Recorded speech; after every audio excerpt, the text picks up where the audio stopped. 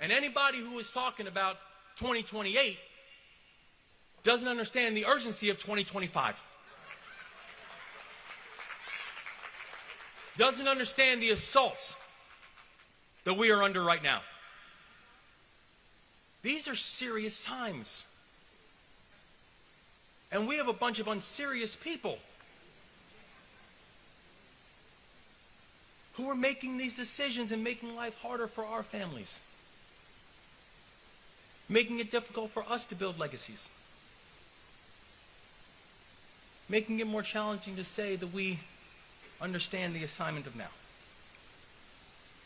But we have to remember, these are not the times for us to feel powerless. These are times for us to understand our power. We stand on the shoulders of those who saw injustice and were still impatient for change, and knew that they will be the ones to lead the charge.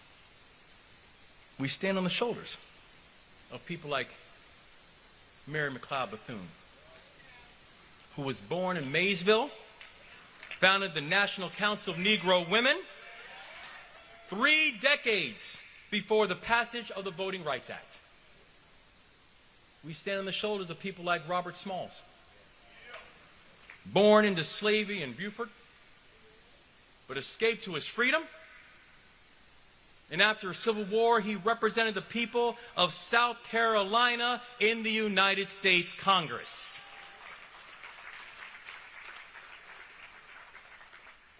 We stand on the shoulders of another son of the Palmetto State, my grandfather, Reverend Dr. James Joshua Thomas, who had a deep Jamaican accent his entire life, but had South Carolina grit all through his bones. A deep Jamaican accent his entire life, but maybe was the most patriotic American that I've ever met. He loved this country. He loved this country not because he was ignorant of this country's complicated past. In fact, it's the opposite.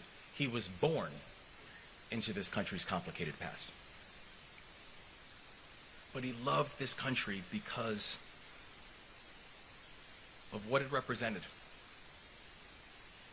A hope for a better future. He knew that America was the most unique experiment in the history of the world. And that promise was worth protecting. And just before I deployed for Afghanistan with the 82nd, airborne, my grandfather gave me a Bible. And y'all know it's one of those, little Bibles, just the New Testament in it, little ones, green copy. So it literally was small enough, it fit right in my flak vest, and I put it in my flak vests before I went on every mission. And on the front cover, he wrote an inscription, and it just simply said, "Have faith, not fear." And I used to recite that before I went on every mission. Have faith, not fear. Have faith, not fear. Have faith, not fear. I might have recited before I got up here to give this speech. But my grandfather also understood something too. That while he wrote faith, not fear in the front of that Bible, he also understood that, as the Bible says, that faith without work is dead.